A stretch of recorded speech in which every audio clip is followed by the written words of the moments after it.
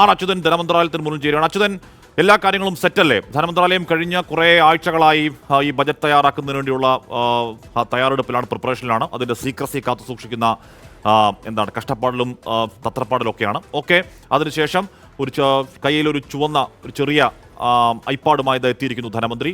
ഇപ്പോൾ ക്യാബിനറ്റ് ചേരുമെന്ന് അറിയാൻ കഴിയുന്നുണ്ട്.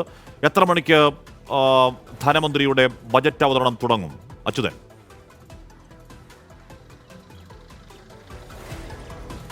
ഹാഷ്മി, 11 മണിക്ക് തന്നെ ധനമന്ത്രി നിർമ്മല സീതാരാമൻ ലോക്സഭയിൽ എത്തുകയും സമ്പൂർണ്ണ ബജറ്റ്, മൂന്നാം മോദി സർക്കാരിൻ്റെ ആദ്യ സമ്പൂർണ്ണ ബജറ്റ് അവതരിപ്പിക്കുകയും ചെയ്യുമെന്നതിൽ സംശയമില്ല. ഇപ്പോൾ ക്യാബിനറ്റ് ചേരുകയാണ്. പ്രധാനമന്ത്രി നരേന്ദ്രമോദി, കേന്ദ്ര ആഭ്യന്തരമന്ത്രി അമിത്ഷാ ഉൾപ്പെടെയുള്ള കേന്ദ്രമന്ത്രിമാർ അല്പസമയം മുൻപാണ് പാർലമെന്റിലേക്ക് എത്തിച്ചേർന്നത്. ഇപ്പോൾ ഈ ബജറ്റ് അവതരണത്തിന് മുന്നോടിയായിട്ടുള്ള ക്യാബിനറ്റ് യോഗമാണ് ചേരുന്നത്. നേരത്തെ സൂചിപ്പിച്ചതുപോലെ തന്നെ ക്യാബിനറ്റിൽ ഈ ബജറ്റുമായി ബന്ധപ്പെട്ടുള്ള കാര്യങ്ങൾ അതിൻ്റെ ഒരു സാരാംശം അവതരിപ്പിച്ച ശേഷം ക്യാബിനറ്റ് അനുമതിയോടുകൂടിയായിരിക്കും നിർമ്മല സീതാരാമൻ ലോക്സഭയിലേക്ക് പ്രവേശിക്കുക.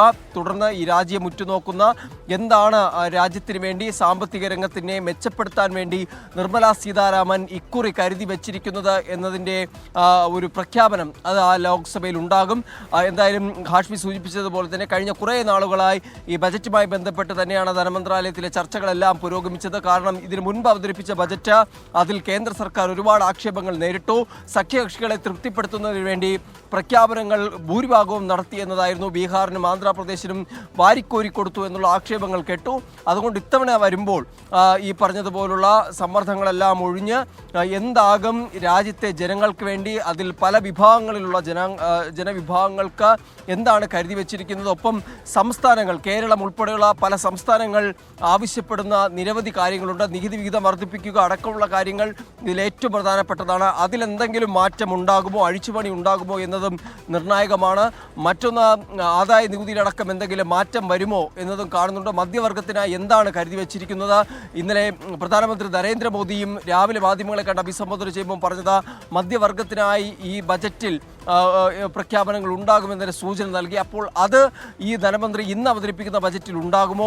എന്താണ് പ്രത്യേക പദ്ധതികൾ? റെയിൽവേ, ഡിഫൻസ്, അതിനൊക്കെ, കാരണം ഡിഫൻസുമായി ബന്ധപ്പെട്ട്, പ്രതിരോധ മേഖലയുമായി ബന്ധപ്പെട്ട് പറയുന്നത് സ്വയം പര്യാപ്തത അതിവേഗത്തിൽ പ്രതിരോധ മേഖല കൈവരിക്കേണ്ടതുണ്ട്. കാരണം ഇപ്പോഴും രാജ്യത്തെ ഇറക്കുമതി, ആയുധങ്ങളുടെ ഇറക്കുമതി അതിൽ കുറവൊന്നും ഉണ്ടായിട്ടില്ല. അതുകൊണ്ട് തന്നെ സ്വയം പര്യാപ്തത ഈ മേഖലയിൽ ഉണ്ടാക്കിയാൽ മാത്രമേ ആ ഒരു ശക്തി ആർജിക്കാൻ കഴിയൂ. അപ്പോൾ എന്താണ് ഡിഫൻസിന് കരുതുക, റെയിൽവേക്ക് കരുതുക, അങ്ങനെ അതിലെല്ലാം ഒരു പ്രഖ്യാപനം ഈ ബജറ്റ് അവതരണത്തിൽ ഉണ്ടാകുമെന്നാണ് രാജ്യം പ്രതീക്ഷിക്കുന്നത്. ഉറപ്പായും അതൊക്കെ എന്താണ് ആകാംക്ഷാഭരിതവും ഏറ്റവും പ്രധാനമാണെങ്കിൽ കൂടിയും ബജറ്റ് അവതരണത്തിൽ സാധാരണ മനുഷ്യൻ നോക്കുക, അല്ലെങ്കിൽ ഒരു മിഡിൽ ക്ലാസ് നോക്കുക, ഈ നികുതി ഘടന എന്തെങ്കിലും മാറ്റം ഉണ്ടാവോ? സ്റ്റാൻഡേർഡ് ഡിഡക്ഷൻ 10 ലക്ഷം വരെ ആക്കണം എന്നുള്ള ആവശ്യം ഉയരുന്നുണ്ട്. അതിലെന്തെങ്കിലും മാറ്റം ഉണ്ടാവോ?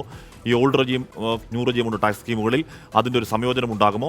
ഈ പറയുന്ന രീതിയിൽ ഈ പറഞ്ഞ 20 to 30% എന്നതിനിടയ്ക്ക് ഒരു 25% എന്ന ഒരു സ്ലാബ് കൂടി വരുമോ? അങ്ങനെ കുറേ അധികം കാര്യങ്ങൾ ആ നികുതി ഘടനയിൽ മാത്രം നമ്മൾ പ്രതീക്ഷാപൂർവ്വം കാത്തിരിക്കുന്നു. ആ കാത്തിരിക്കാനുള്ള കാരണം ഡൽഹിയിലെ